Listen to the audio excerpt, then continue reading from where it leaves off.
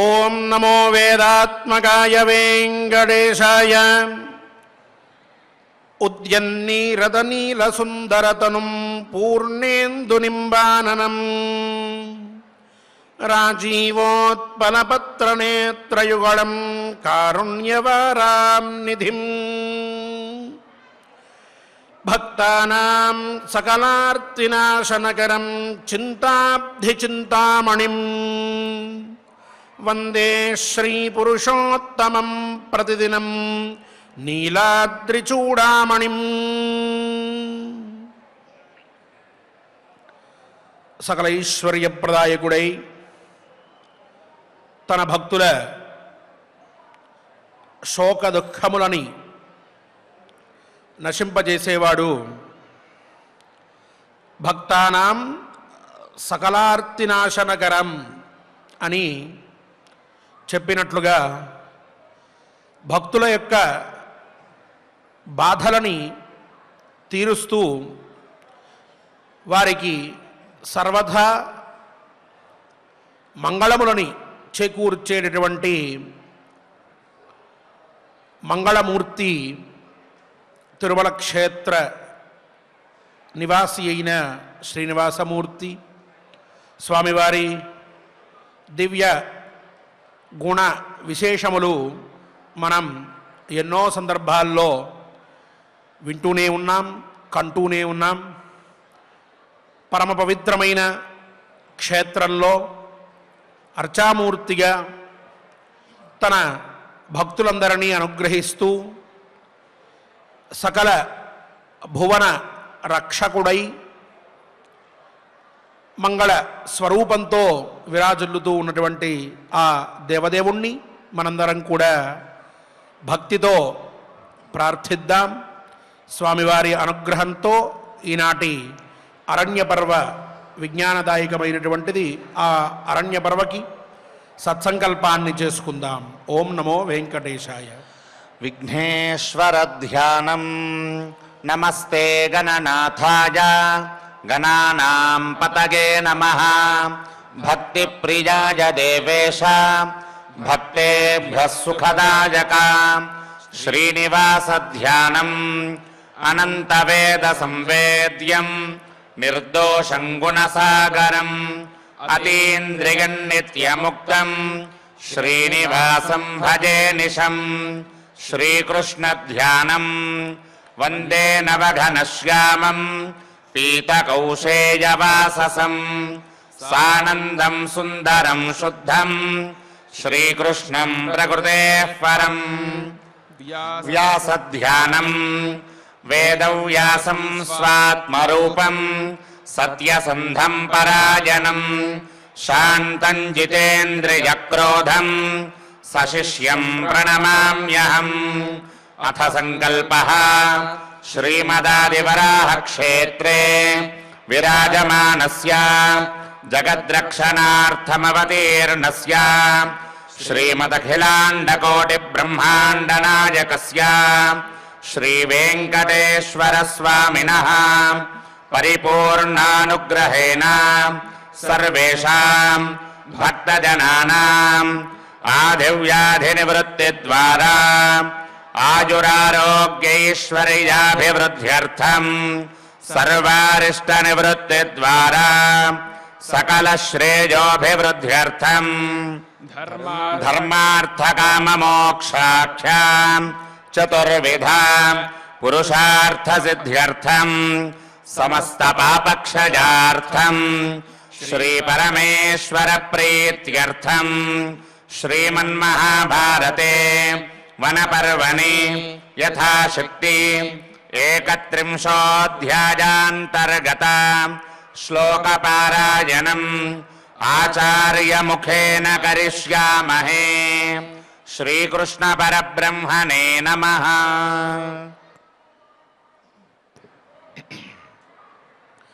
నారాయణం నమస్కృత్య నరం చైవ నరోత్తమం దేవీం సరస్వతీం వ్యాసం తతో జయముదీరయేత్.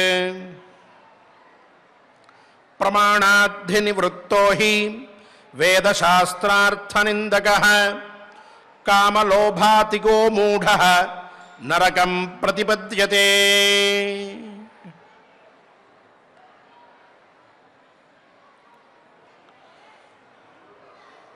కనిపించేటటువంటిదే నాకు ప్రమాణము, కనిపించినటువంటిదంతా కూడా అప్రమాణము అని ప్రత్యక్షమేకం చార్వాకాహ అని చెప్పినట్లుగా చార్వాక మతం అని ఆ మతంలో ఉన్నటువంటి వారు అందరూ కూడా కనిపించిన దాన్నే నమ్ముతాం అనేవాళ్ళు, కనిపించినదంతా కూడా అప్రమాణము అంటూ ఉండేవారు.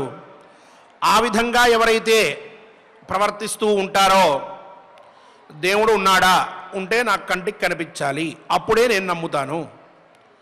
మనం చేసే పూజకి ఫలితం ఉందా, ఆ ఫలితం నాకు కంటికి కనిపిస్తేనే నేను నమ్ముతాను. నేను దేవాలయం చుట్టూ ప్రదక్షిణం చేసిన వెంటనే దేవుడు నేను ఇంటికి వచ్చే లోపల ఇంట్లో నేను కోరుకున్న డబ్బంతా పెట్టేయాలి, అప్పుడే దేవుడు ఉన్నట్టు. నవగ్రహాల చుట్టూ తిరిగితే తర్వాత రోజుకి నా అదృష్టం మారిపోవాలి, అప్పుడు మాత్రమే ఆ గ్రహాలు ఉన్నట్లు అంటూ ఇలా హేతువాదం అనేదాన్ని ఒకదాన్ని భుజాన ఎత్తుకొని దాని ప్రకారమే మేము నమ్ముతాం తప్ప మేము వేరే దాన్ని నమ్మం. మా సైన్స్ చూడండి, మా సైన్స్లో మేము ప్రతి ఒక్కదాన్ని కూడా కళ్ళకు కట్టేటట్టుగా చూపిస్తూ ఉన్నాం.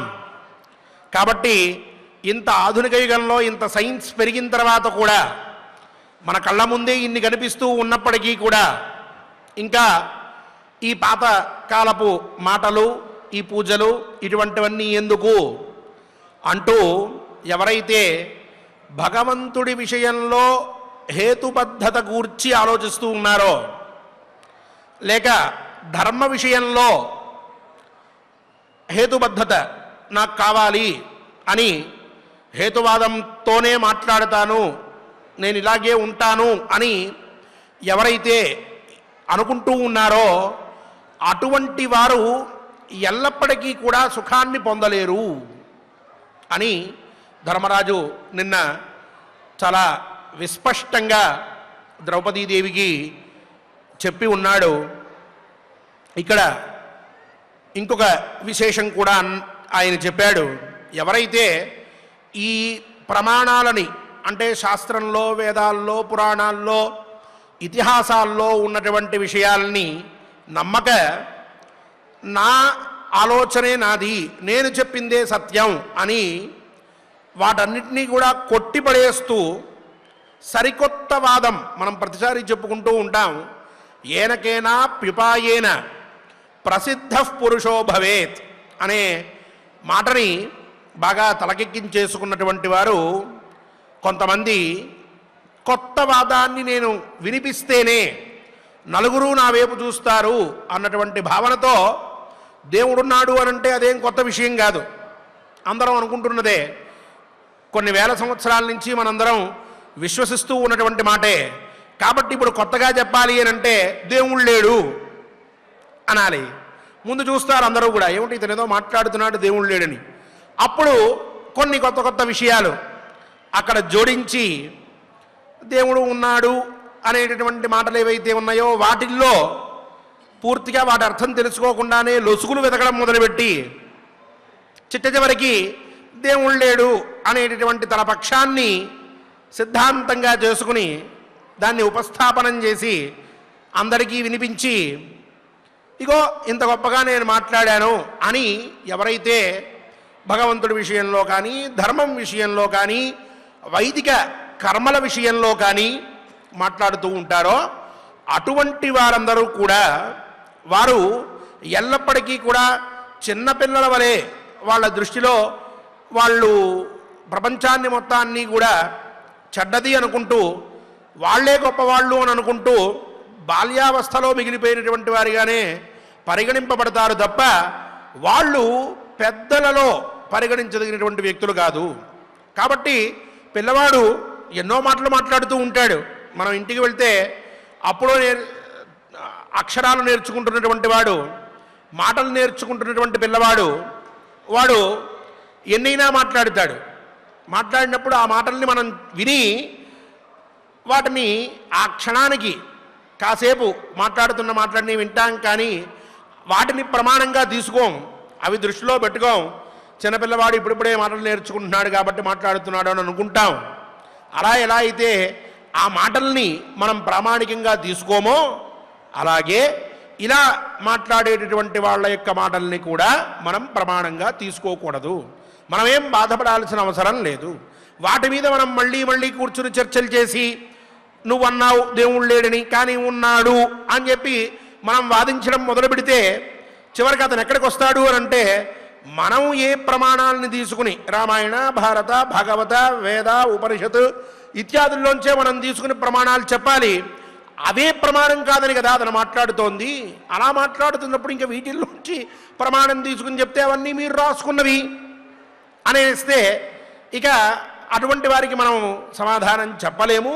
అందువల్ల వాళ్ళు అజ్ఞాన అవస్థలోనే ఉండిపోయినటువంటి వారు అవుతున్నారు అని చెప్పి చక్కగా నిన్నటి రోజున చాలా విశదీకరించి ధర్మం గురించి ధర్మరాజు చెప్తూనే ధర్మ విషయంలో ప్రమాణాలని మనం ఎంతవరకు గుర్తుపెట్టుకోవాలి, ఎన్నిటికీ ఏ ఏ ప్రమాణాలని అంటే ఇటు వేదములని అటు శాస్త్రములని పురాణ ధర్మశాస్త్రాదులని అన్నిటినీ కూడా మనం ప్రమాణంగా తీసుకుని వాటిల్లో ఏవేవైతే చెప్పారో వాటిని అనుసరించి ఆ మాటలన్నింటినీ కూడా మనం ప్రమాణవాక్యాలుగా పెట్టుకొని వాటిని బట్టి మన జీవన విధానాన్ని అవలంబించుకుని మనం ఒక మంచి మార్గంలో వెళ్తూ ఉన్నాం.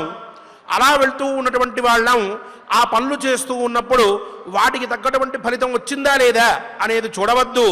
అలా చూస్తే మనం ధర్మ నిందకులం అవుతాం, ధర్మాభిషంకులం అవుతాం. అలా అయితే తద్వారా మనకి ఎప్పటికీ కూడా ఉత్తమమైనటువంటి శ్రేయస్సు కలగదు అని చెప్పి ద్రౌపదీదేవికి వివరించి ప్రమాణార్థి నివృత్తో హి వేదశాస్త్రార్థ నిందక అని చెప్పి అంటూ ఉన్నాడు. ఈ మాటల్ని ఇంకొంచెం బలపరుస్తూ ప్రమాణములు ఏవైతే ఉన్నాయో ఇప్పటిదాకా మనం చెప్పుకున్నటువంటి వేద శాస్త్ర ఇత్యాదుల యందు చెప్పబడినటువంటివి వాటిని ఎవరైతే తిరస్కరిస్తూ ఉన్నాడో, ఏ వ్యక్తి అయితే తిరస్కరిస్తూ ఉన్నాడో వేద శాస్త్ర అర్థనిందక అంటే వేదములని నిందిస్తూ ఉండడం, శాస్త్రములని నిందిస్తూ ఉండడం. వేదములను నిందించడము అని అంటే లోకంలో చాలామంది మాట్లాడేటటువంటి మాట ఏమిటి అని అంటే, చాలా జాగ్రత్తగా వినాలి ఈ విషయం. వేదములు అంటే ఓ 3000 సంవత్సరాల క్రితం ఎవరో రాశారు, లేదు ఇంకో ఆయన పక్షంలో 5000 సంవత్సరాల క్రితం రాశారు, ఇంకొక ఆయన వస్తాడు లేదు లేదు 2670 సంవత్సరాల క్రితం వేదాలు వ్రాయబడ్డాయి, ఇంకో ఆయన అంటాడు ఒకప్పుడు వేదాలు చాలా తక్కువగా ఉండేవి, వేదవ్యాస మహర్షి వాటిల్లో ఇంకొన్ని చేర్చి వాటిని పెద్దవి చేశాడు, ఆ తర్వాతే వాటిని విభజించాడు, అందువల్ల ఋగ్వేద యజుర్వేద సామవేద అథర్వ వేదాలు అని చెప్పి 4 పేర్లు పెట్టాడు వాటికి. అలా పెట్టి వాటిల్లో అన్నీ కలగలిసిపోయి ఉంటే ఈయన వచ్చి దాన్ని ఏదో బాగు చేసి మధ్యలో ఈయన కూడా కొన్ని రాసేశాడు. ఇంకొంతమంది ఎలా అయితే ఈ రోజుల్లో సాఫ్ట్వేర్కి అప్డేట్ వెర్షన్ అనేది ఉంటుందో వేదాలకు కూడా అప్డేట్ వెర్షన్ ఉండేది, వాటి బట్టి వేదాలన్నీ కూడా అప్పుడప్పుడు అప్డేట్ చేయబడుతూ ఉన్నాయి అంటూ ఈనాటి కాలంలో ఎవరు వేదం గురించి మాట్లాడినా, మీరు ఎక్కడ వేదం గురించి వెతికినా ఆధునికమైనటువంటి గ్రంథాల్లో లేక ఇంటర్నెట్లో ఎక్కడైనా చూడండి వేదాలు రాయబడ్డాయి అని చెప్పంటూ ఉంటారు. అసలు ఇలా వేదములు రాయబడ్డాయి అని చెప్పంటేనే వేదనిందది. వేదనింద అంటే ప్రత్యేకంగా ఇంకా గొప్పగా ఏం చెయ్యక్కర్లా, ముందు వేదాలు రాయబడ్డాయంటేనే వేదాన్ని నిందించినట్లు అని చెప్పారు శాస్త్రంలో. అక్కడి నుంచి మొదలుపెట్టి వేదం నాకు ప్రమాణం కాదు, వేదంలో ఎవరు గొప్పగా చెప్పలేదు, వేదంలో ఏమీ లేదు, వేదాన్ని నేను నమ్మను, వేదం అంతా కూడా అనవసరమైంది అనేటువంటి మాట పరంపర ఏదైతే ఉందో అలా మాట్లాడే వాళ్ళందరూ కూడా వేదనిందకులే అవుతూ ఉన్నారు. ఎందుకనంటే అందరూ మనకంటే తెలివిగల వాళ్ళు, మనకంటే ప్రాచీనులు, మహానుభావులు అందరూ కూడా పూర్వం ఆ కాలంలో కొన్ని వేల సంవత్సరాల క్రితమే వాళ్ళందరూ వేదాన్ని ఎవరైనా రచించారా, లేక స్వతసిద్ధంగా అవన్నీ వచ్చినాయా అన్న దాని మీద చాలా ప్రయత్నాలు చేశారు, చాలా పరిశోధనలు చేశారు. మహర్షి కాలంలో ఉండేటటువంటి కొంతమంది మహానుభావులు కూడా చేశారు. ఆ తర్వాత పండితులు ఎంతమందో చేశారు. పరిశోధన చేసిన తర్వాత తేల్చినటువంటిది ఏంటంటే, ఆ వేదంలో ఉన్నటువంటి ఆ విధానం ఏదైతే ఉందో, ఆ స్క్రిప్ట్ ఎలా అయితే ఉన్నదో, అది ఒక వ్యక్తి కూర్చుని రాస్తే ఉండేటటువంటిది కాదు. ఒక వ్యక్తి లేక ఇద్దరు, ముగ్గురు, నలుగురు కూర్చుని రాయడానికి అనుకూలమైనటువంటి విధంగా ఇక్కడ ఉన్నటువంటి ఆ విధానం లేదు. అది సాక్షాత్తుగా ఈ సృష్టిలో ఆరంభంలో పరమాత్మ యొక్క నిశ్వాస రూపంగా ఉన్నటువంటిది అయి ఉన్నది. దాన్ని, ఆ వేదాన్ని తెలుసుకోవడం కోసం అని చెప్పి మహర్షులు ఎంతోమంది కొన్ని వేల సంవత్సరముల పాటు తపస్సులు చేసి, ఏకాగ్రతతోటి, ఓ చిత్తశుద్ధితోటి, నియమపాలనతోటి వాళ్ళు కృషి చేసి కొన్ని వేల సంవత్సరాల తర్వాత ఆ వేద నాదాన్ని వాళ్ళందరూ కూడా వినగలిగారు.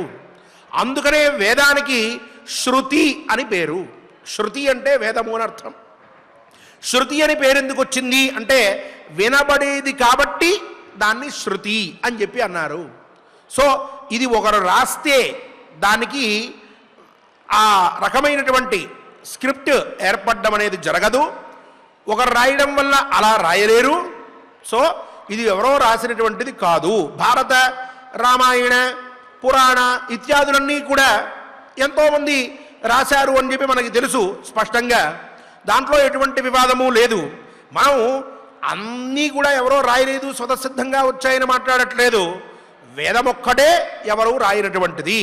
మిగిలినటువంటి మన ఏవైతే గ్రంథములు ఉన్నాయో, రామాయణ, భారత, భాగవత, అష్టాదశ పురాణ, అష్టాదశ ఉపపురాణ, అష్టాదశ స్మృతి ఇత్యాది గ్రంథాలన్నీ కూడా ఒకరు రాశారు. దాన్ని బట్టి మనం వాటిని ప్రమాణంగా తీసుకుంటున్నాము.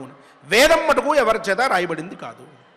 ఇది మనం ముందుగా స్పష్టంగా తెలుసుకోవలసినటువంటి అంశం. అటువంటి వేదము పరమాత్మ యొక్క నిశ్వాస రూపంగా వచ్చినటువంటి, సృష్టి ఆరంభకాలంలో ఉన్నటువంటి, అలాగే సూర్యాచంద్రమసౌ ధాత యథా పూర్వమకల్పయత్ అని వేదంలో ఒక మంత్రం ఉన్నది.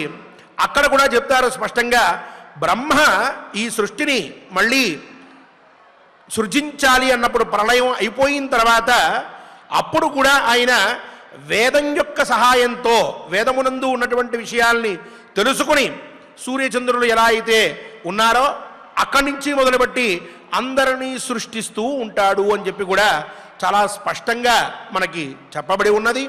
ఇటువంటి మాటల్ని మనం చాలా స్పష్టంగా ఇన్నేళ్ల పాటు, ఇన్ని వేల సంవత్సరాల నుంచి విశ్వసిస్తూ వస్తూ ఉన్నాం. అవే పరమ ప్రమాణములు అని అనుకుంటూ ఉన్నాం. మనందరికీ ఒక ధర్మం ఉన్నది. ఆ ధర్మానికి మూలం వేదములు అని చెప్పి, వేదోఖిలో ధర్మమూలం అని చెప్పినట్లుగా వేదమే ధర్మానికి మూలమై ఉన్నది. అటువంటి ఈ వేదములని, ఆ పైన వేదంలో చెప్పినటువంటి విషయాల్ని మనం అందరం అర్థం చేసుకోలేం కాబట్టి, ఆ వేదంలో ఉన్నటువంటి విషయాలన్నిటినీ కూడా చక్కగా పురాణాల రూపంలో, ధర్మశాస్త్రాల రూపంలో మనకి అందించి, ఇతిహాసాల రూపంలో ఒక నియమాన్ని మనందరికీ కూడా తెలిసేట్టుగా చేశారు మహానుభావులు. ఎన్నో శాస్త్రములు కూడా వేదాన్ని ఆశ్రయించుకుని వచ్చి ఉన్నాయి. అటువంటి శాస్త్రాలని కూడా నమ్మకుండా ఇదేది లేదు అని చెప్పి, అసలు భక్తి అనేదే అనవసరము అని చెప్పి, ధర్మం అనేటటువంటిదే లేదు అని చెప్పి, ఎవరైతే వేదశాస్త్రముల యొక్క అర్థములని, వాటి స్వరూపములని, వాటి యొక్క స్థితిని అనుమానిస్తూ ఉంటారో, వాటిని నిందిస్తూ ఉంటారో, అటువంటి వారు కామలోభాతిగో మూఢ నరకం ప్రతిపద్యతే. అలా ఈ వేద సనాతన ధర్మాలని ఎవరైతే విమర్శిస్తూ ఉంటారో అటువంటి వారు కామానికి, లోభానికి వశ్యుడైపోయినటువంటి వాడు చివరికి నరకాన్ని పొందుతున్నాడు ద్రౌపది. అందువల్ల ఏనాటికి కూడా వేదములను నిందించవద్దు, ధర్మాన్ని నిందించవద్దు, శాస్త్రములను నిందించవద్దు, వేదాన్ని ఆశ్రయించుకుని వచ్చినటువంటి ఏ విషయాన్ని కూడా మనం అనుమానపడకూడదు, అనుమానించకూడదు. వాటి మీద మనం విశ్వాసంతోనే ఎప్పటికీ ఉండాలి. లేనట్లయితే అలా కాక తద్విరుద్ధంగా ఇవేవి లేవు అంటూ మాట్లాడేటటువంటి వాళ్ళు చివరికి నరకానికి వెళ్ళిపోతారు. ఎందుకు అనంటే మనం నిన్న కూడా చెప్పుకున్నాం, సనాతన ధర్మం అనేటటువంటి ఒక రక్షణలో మనందరం కూడా చాలా చక్కగా జీవనాన్ని కొనసాగించుకుంటూ వస్తూ ఉన్నాం.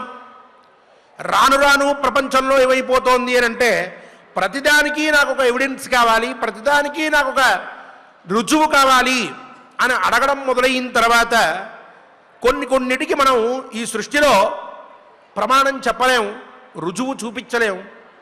చూపించినటువంటి దాన్ని లేదు అనుకోవడం మొదలుపెట్టాము అని అంటే మనల్ని మనం నమ్ముకోనటువంటి స్థితికి వెళ్ళిపోతాం. నమ్మకం అనేటటువంటిది ముందు మన దగ్గర నుంచి మొదలవుతుంది. మన మీద మనం విశ్వాసంతో ఉంటే ఆ పైన మనం ఏ పని చేయగలుగుతాం, ఏ పని చేయలేము అనేటటువంటి దాన్ని ఆలోచించుకోవడానికి కుదురుతుంది. దాన్ని బట్టి మనం మన యొక్క ఉన్నతిని సాధించడానికి అవకాశం ఉంటుంది.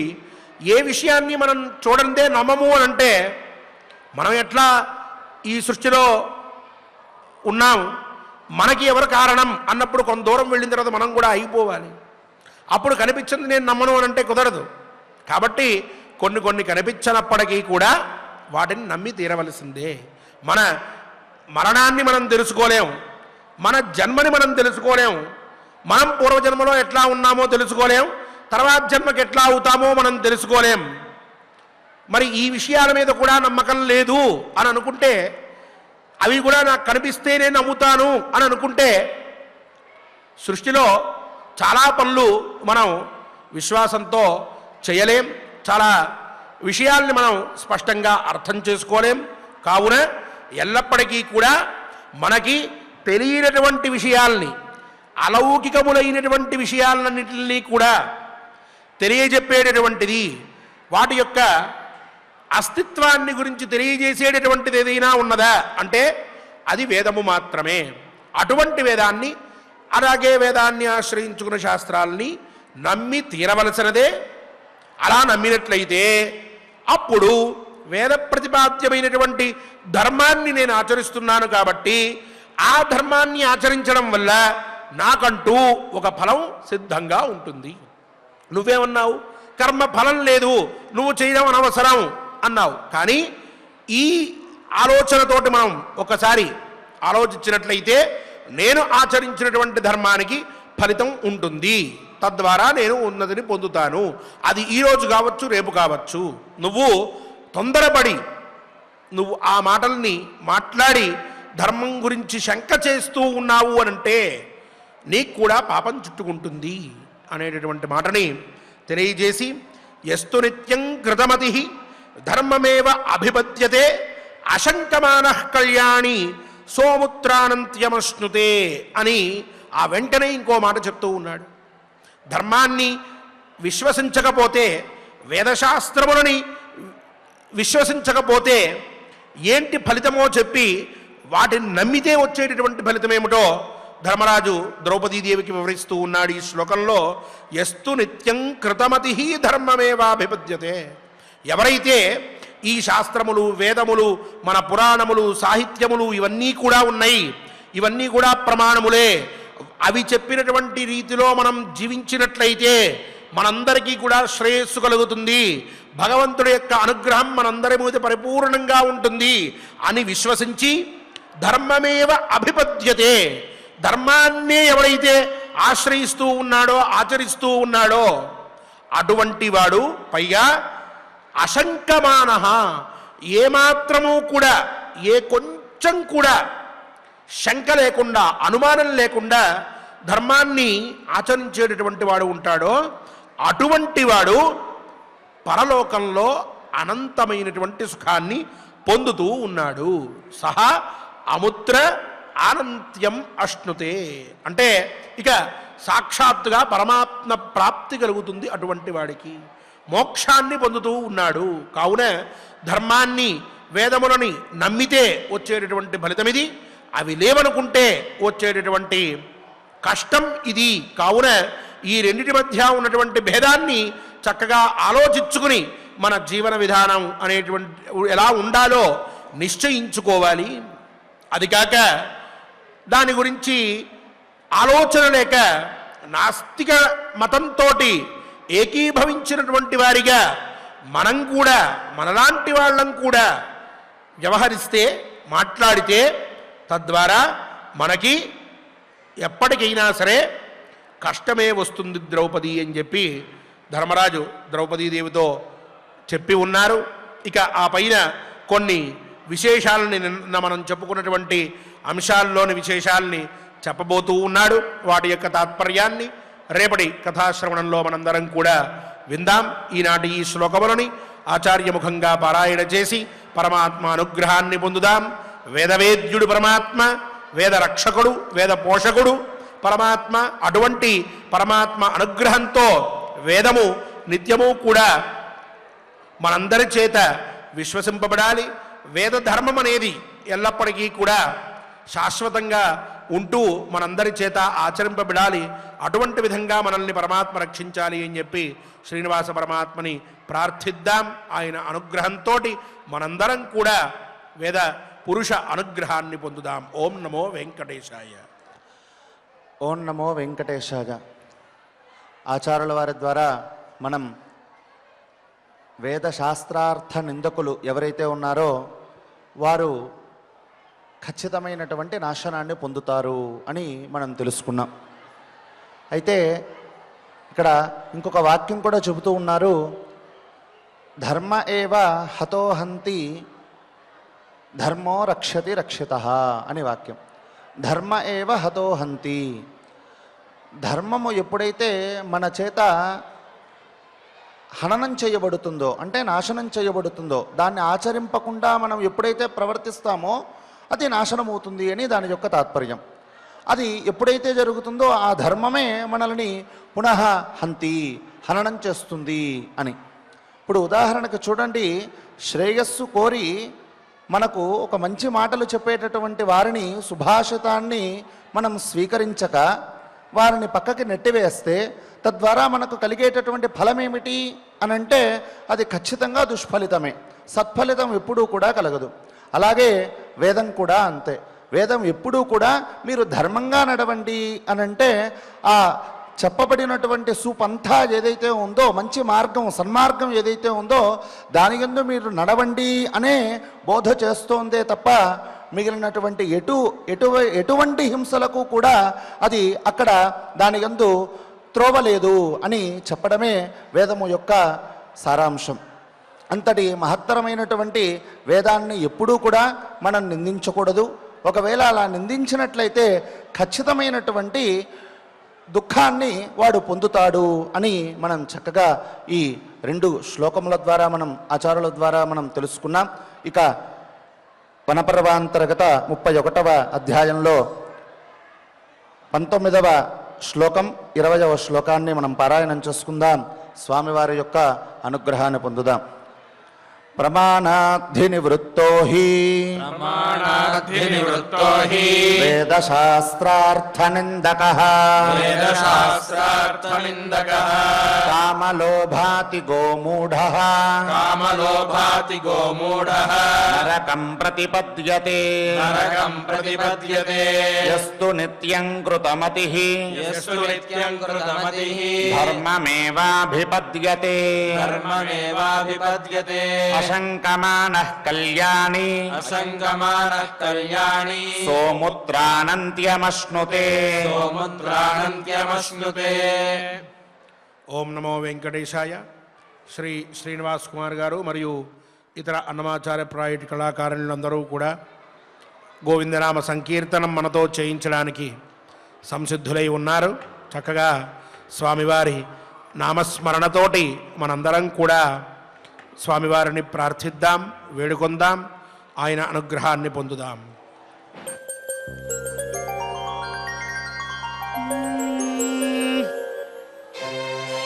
ఓం నమో నారాయణాయ नमः समधिकानन्दाय सर्वेश्वराय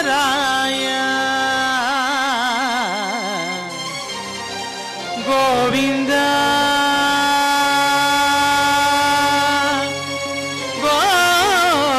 गोविन्द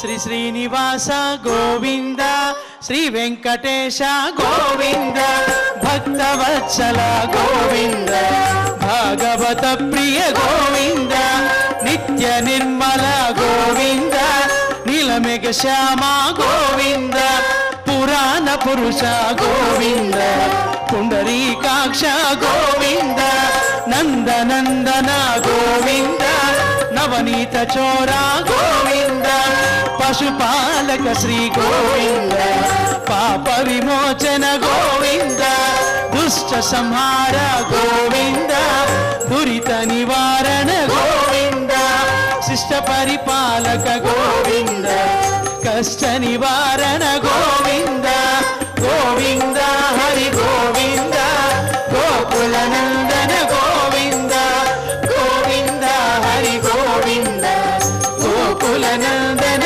गोविंद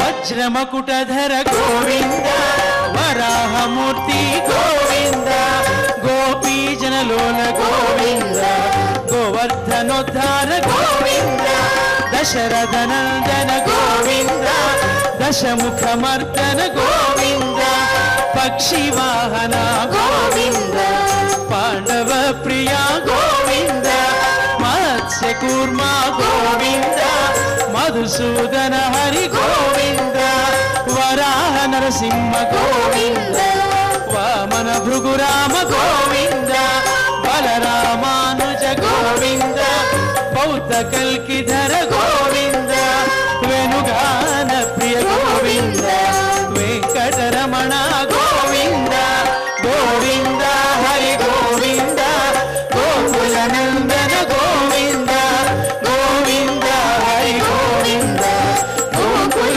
नंदन गोविंद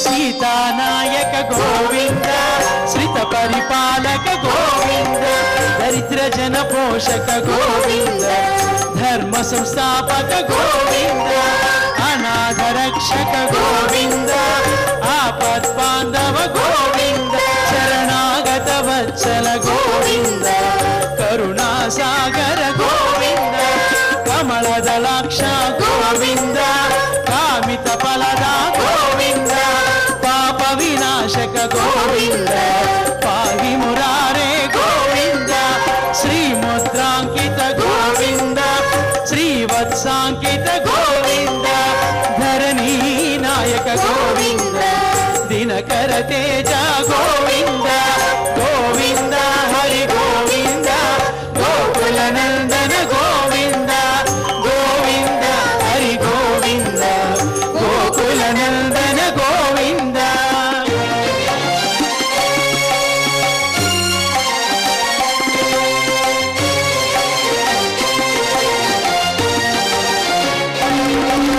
पद्मावती प्रिय गोविंद प्रसन्न मूर्ति गोविंद अभय हस्ता गोविंद अक्षय वरदा गोविंद शंख चक्रधर गोविंद शार्क्य गदाधर गोविंद विरजातिरस्त गोविंद विरोधि मर्दन गोविंद शालग्रामधर गोविंद सहस्रनामा गोविंद लक्ष्मी वल्लभ गोविंद लक्ष्मणाग्रज गोविंद कस्तूरी तिलक गोविंद कांचनांबरधर गोविंद गरुड़ वाहन गोविंद गजराज रक्षक गोविंद गोविंद हरि गोविंद गोकुल नंदन गोविंद गोविंद हरि गोविंद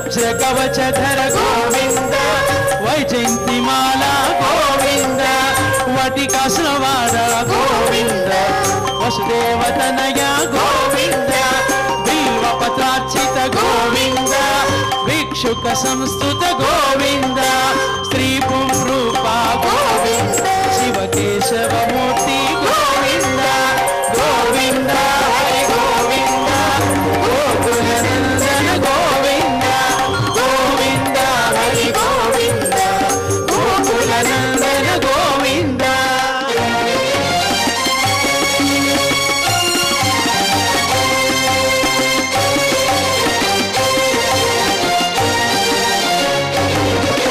బ్రహ్మాండ రూప గోవింద భక్త రక్షక గోవింద నిత్య కళ్యాణ గోవింద ధీర జనాభ గోవింద అతి రామ ప్రియ గోవింద హరి సర్వోత్తమ గోవింద జనార్దన మూర్తి గోవింద జగత్ సాక్షి రూప గోవింద అభిషేక ప్రియ గోవింద ఆపన్నివారణ గోవింద రత్న కిరీట గోవింద రామానుజనుత గోవింద స్వయం ప్రకాశ గోవింద ఆశ్రిత పక్ష గోవింద నిత్య శుభప్రద గోవింద నిఖిల లోకేశ గోవింద గోవింద హరి గోవింద గోకులనందన గోవింద గోవింద హరి గోవింద గోకులనందన గోవింద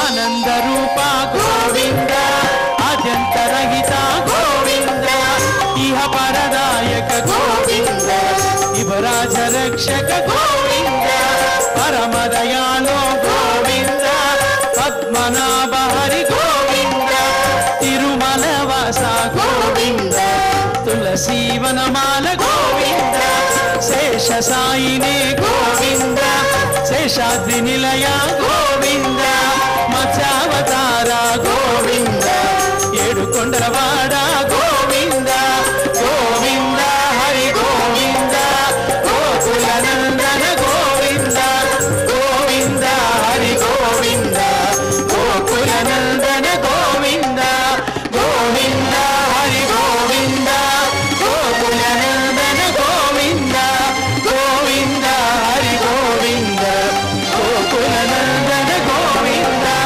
గోవింద హరి గోవింద గోకులనందన గోవింద గోవింద హరి గోవింద గోకులనందన గోవింద గోకులనందన గోవింద గోకులనందన గోవింద గోకులనందన గోవింద గోవింద